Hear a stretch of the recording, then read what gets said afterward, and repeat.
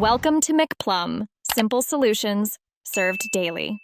You're ready to add a Windows security key now. First, make sure Windows 10 or 11 is updated and you are signed in with an admin account.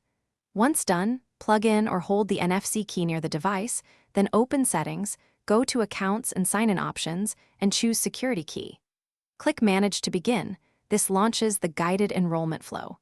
Follow on-screen prompts to verify you control the key before moving to PIN and biometric choices, so you don't lose access later.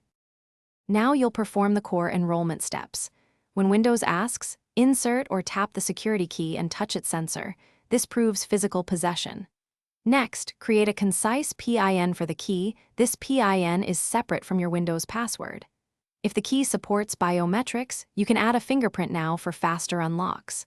Name the key something memorable, and if you have a second key, register it as a backup. Make sure to save recovery options so you can regain access if one key is lost. Complete the process by testing the key.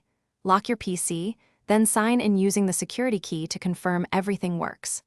Once verified, decide whether to keep other sign-in methods. Retain at least one recovery option like a secondary key or phone. If anything fails, make sure Windows drivers and key firmware are current, try a different USB port or NFC reader, and re-enroll the key if needed. If prompts stall, restart the PC and retry the enrollment flow.